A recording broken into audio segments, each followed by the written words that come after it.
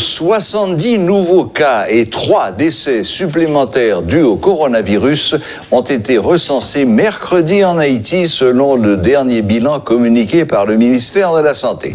Au total, plus de 700 personnes ont contracté la maladie depuis son apparition dans le pays le 19 mars dernier et 25 en sont mortes. Le taux de létalité de la maladie est passé à 3,41%. Pour ce qui est de la répartition des malades par département, l'Ouest arrive toujours en tête avec 560 malades, loin devant l'Artibonite et le Nord. En ce qui concerne les communes, Delma reprend sa place. Elle est à nouveau la plus touchée avec 149 cas, devant Port-au-Prince 144 et Pétionville 126. N'oublions pas que ces chiffres sont susceptibles de changer à tout moment. Les autorités sanitaires ont annoncé cette semaine qu'Haïti est passé à la phase 3 de la pandémie de Covid-19. Les spécialistes et des épidémiologistes interrogés par Métropole ne cachent pas leur inquiétude face à la menace que représente cette maladie. Les docteurs Martial Bénèche, Ernst Noël et Harry Beauvais en profitent pour faire aussi des propositions aux membres du gouvernement. Suivez ce reportage de Jean-Jules Desaugustes.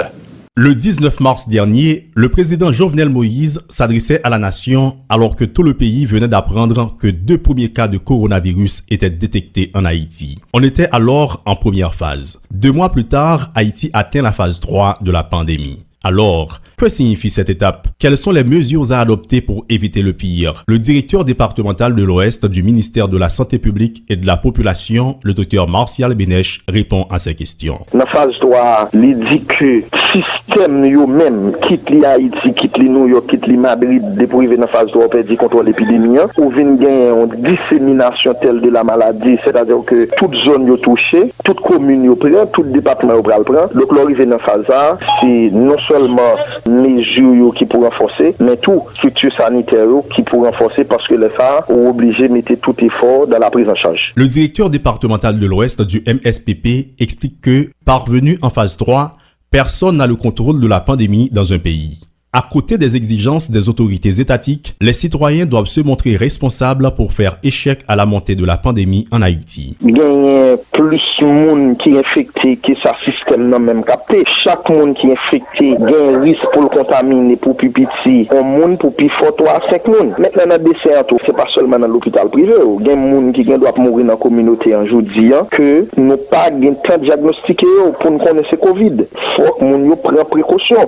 Je dis, non seulement l'État a obligé de gonfler pour faire mesures respectées, mais citoyens au cap côté là, ils ont une responsabilité par eux parce que je dis c'est mettre qui prélever quoi. De son côté, le directeur du Centre national de transfusion sanguine ne cache pas son inquiétude. Selon le docteur Ernst Noël, la course d'une pandémie comprend 4 phases. Par contre, l'étape 3 est la plus cruciale, explique ce spécialiste en maladies infectieuses. Celle-ci fragilise et met à nu tout le système sanitaire du pays en question. Le docteur Noël nous en parle. Vous pouvez arriver à un point où pas capable de traiter tout le monde dans l'hôpital parce qu'on pas bien assez de place dans l'hôpital pour prendre tout. Vous pouvez quitter l'hôpital là pour les gens qui sont plus graves. Vous pouvez commencer le traitement à domicile pour cas qui sont moins graves. Ressources de santé, vous pouvez le faire pour les capables permettre que vous ayez plus bon soin, en particulier avec les gens qui sont plus graves parce que c'est eux capables de mourir. Ou après c'est eux que l'hôpital et vous pouvez mobiliser tout davantage personnel de santé. Le docteur Harry Beauvais, pour sa part, pense que les autorités doivent prendre leur courage à 2 mains et assumer leurs responsabilités face à cette situation qui ne fait qu'empirer. Ira-t-on vers le confinement général? La position de l'épidémiologiste est mitigée. Le confinement, ça finit par mettre les pays à genoux. Le non-confinement, il va augmenter morbidité, mortalité au niveau de la population en général. Il va arriver un moment où il y a une explosion. Demain matin, on va peut-être à Haïti bloqué, on va monter, on va descendre. Malgré tout, le docteur Harry Beauvais préconise des mesures drastiques pour préserver la population du pire encore à venir. Il invite l'État à se montrer à la hauteur de cette crise liée à l'expansion de la COVID-19 en Haïti. Il y a un maximum de volonté politique pour aider nous passer cap là parce qu'il y a des décisions. Un gouvernement supposé protéger la population malgré elle. Les autorités haïtiennes ont prolongé de 2 mois supplémentaires l'état d'urgence sanitaire. Cette décision, adoptée jeudi en Conseil des ministres, était attendue en raison de la forte hausse des cas confirmés de coronavirus. Selon des spécialistes, de nombreux cas dans les structures sanitaires privées ne sont pas pris en compte. Ces spécialistes recommandent un renforcement des mesures de prévention, dont le port du masque, afin d'empêcher une forte propagation de la pandémie. Entre-temps, les activités économiques ont repris dans la région métropolitaine de Port-au-Prince, notamment dans les marchés publics et dans les transports en commun. Les mesures de distanciation sociale ne sont pas respectées et de nombreuses personnes sont réfractaires au port du masque.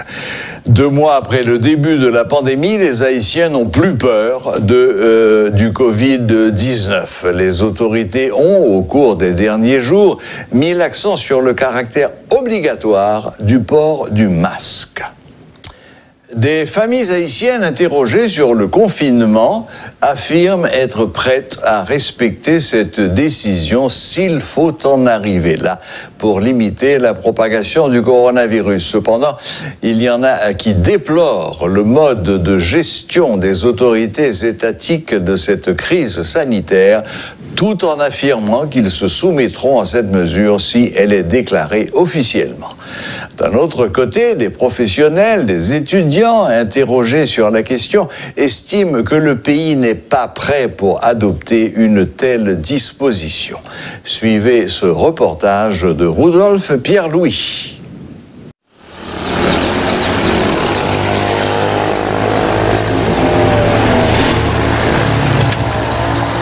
Le port du masque, la distanciation physique, le lavage des mains, autant de mesures déjà prises par l'État haïtien en vue de faire face au coronavirus. La seule qui n'a pas encore été adoptée mais qui fait déjà débat à la capitale, c'est le confinement. Vu l'augmentation exponentielle du nombre de cas déjà recensés par les autorités sanitaires, ne serait-ce pas une mesure opportune ?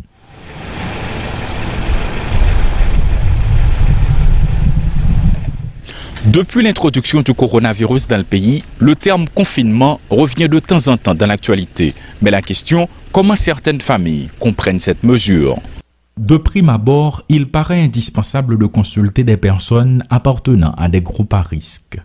À Vivi Mitchell, où elle réside depuis toujours, cette sexagénaire y voit une possibilité de limiter les dégâts. Moun qui pas vle quoi avec moun qui pas cap faire là. Si yo pas ta faire vraiment pas ta faire. Mais en attendant, tout le monde qui a fait, déjà, si on a fait, ça a limité les dégâts. Donc, l'État a supposé arriver là.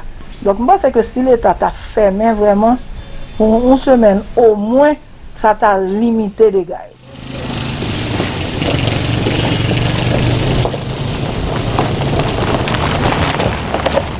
Nous sommes dans la zone de pèlerins à la rencontre d'une nouvelle famille. Monsieur et Madame d'Orléans vivent ensemble depuis plus de 30 ans, mais en cette période de corona, y a-t-il un changement dans leur mode de vie? À l'entrée de leur domicile se trouve un récipient d'eau chlorée permettant de se laver les mains, ainsi qu'un paillasson pour désinfecter les chaussures. Âgée d'une 60aine d'années et mère de 4 enfants, la maîtresse de ce foyer se dit prête à respecter le confinement.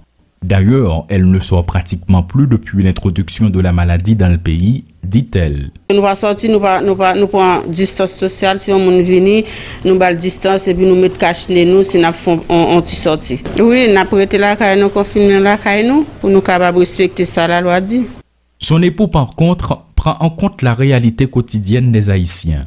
Il estime que tout le monde doit survivre et si la survie du plus grand nombre passe par cette décision, il se soumettra. Mais l'État doit prendre ses responsabilités, explique-t-il. Nous sommes là pour nous respecter la loi. Nous sommes là pour nous respecter toute autorité, quelle que soit le civil. Mais nous ne pouvons pas gagner dans nous. À qui ça nous va faire confinement? Si nous besoin de m'oublier de sortir d'elle, mais avec un pile précaution. Mais nous ne pouvons pas gagner dans nous. L'État a dit que la voie un petit bagage pour nous, bien que c'est pour un seul jour. Elle pas qu'à faire un seul jour, non? C'est pour un seul jour. Et pourtant, nous ne pouvons pas entendre.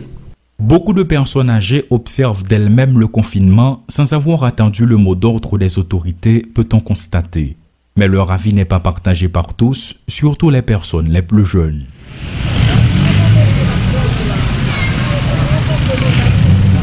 Les familles ne sont pas les seules couches sociales qui ont leur mot à placer en ce qui concerne le confinement. Nous rencontrons présentement des citoyens dans les espaces publics. Ce professionnel estime que le pays n'est pas encore prêt pour ce genre de mesures. Déjà, l'économie, nous avons une économie de jour en jour. Nous avons ça comprendre. Parce que si on n'est pas sorti dehors, pour la faire dehors, Bali, il va non rien. Alors, disposition, c'est la véritable pas disposition pour être dans le confinement, à mon avis, personnellement, ça, nous ne pouvons pas pour ça. D'autres pays ont fait ce choix et cela a donné des résultats positifs selon cette jeune femme. Toutefois, de telles dispositions ne sont pas sans conséquence d'un point de vue économique. S'il faut arriver à un confinement, combien de temps durera-t-il? Un accompagnement sera-t-il prévu? Se questionne-t-elle. Confiner n'est pas comme décréter un couvre-feu, ajoute-t-elle. Pour les gens, le coronavirus n'a pas de problème dans le pays. Donc c'est bien pour les haïtiens confinés. Mais par rapport avec le problème que les peuple haïtien a confronté, pour le peuple à confiné, est-ce que l'État mettait un moyen à disposition juste pour survivre? Parce que pendant que vous prévoyez une semaine de confinement, donc comment les gens pourraient vivre?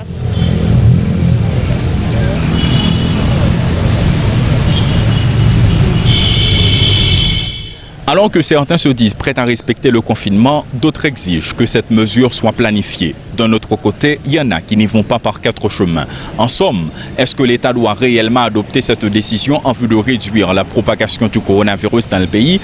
Difficile de répondre par nous-mêmes. Mais tenant compte de la réalité, à savoir plus de 730 cas déjà confirmés, il est un peu plus évident que l'État doit agir en tant que tel, selon certains. Le chef de l'État s'est entretenu avec ses homologues sénégalais et malgaches. Madagascar étant un modèle de gestion de la crise du Covid-19, il est normal qu'Haïti s'en inspire, explique le ministre, qui exprime sa confiance dans le médicament mis au point par les scientifiques malgaches, le Covid Organix. La crise née de la protestation des contractuels du ministère de la Culture et de la Communication est sur le point de trouver un dénouement. C'est ce qu'a annoncé le vendredi 22 mai le secrétaire d'État à la Communication. L'occasion aussi pour Eddie Jackson-Alexis de démentir les rumeurs selon lesquelles les activités du Centre d'information permanente sur le coronavirus seraient un vaste programme de corruption. Le ministère de la Culture et de la Communication, à travers le bureau du secrétaire d'État, l'État mettait campé Centre d'information permanente sur le coronavirus là, centre été campé depuis 3 jours, avec un mouvement des employés du ministère qui a posé problème contrat. En discussion avec le ministre là, nous très avancés sur disposition pour nous résoudre le problème contrat. Nous voulons annoncer employés ça. Moralement, il y a une relation qui existait entre des citoyens haïtiens, des citoyennes haïtiennes qui ont même bail ministère là compétence sur bail ministère là service. C'est peut-être ça. Nous réfléchissons, nous disons qu'il y a une disposition à prendre pour nous régulariser la situation monde. Mercredi 21 mai, à travers des gens qui entrent, donc entrer dans le bureau de l'État, posant tel acte, il vient relever de la justice. Ça a dépassé compétence ministre communication et culture, il a dépassé compétence secrétaire d'État à la communication, c'est dans main parquet Port-au-Prince, parti ça y est. Ça pas sous responsabilité nous. Tu déjà un juge de paix qui est venu dans le ministère là qui fait constat et qui commençait à recueillir les premiers éléments d'information sous opération Water. Cependant, sous revendication saine, légitime, quel que soit mon gagné, nous supportons. C'est peut-être ça, nous dit, en réflexion avec le ministre, nous très avancés sous façon pour nous apprécier question ça. CIPCH est sur 4 piliers. C'est cohésion gouvernementale, volonté politique, engagement citoyen solidarité. Solidarité sociale, solidarité humaine.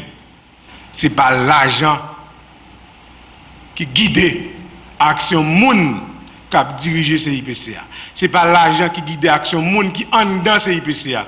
Des cadres du ministère de la Culture et de la Communication, des cadres du bureau du secrétaire d'État à la Communication, des citoyens, des citoyennes engagés bénévolement qui viennent pour tes compétences.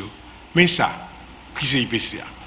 Sous base 4 piliers, ça, on a continué à créer IPCA contre eux, vents et marées.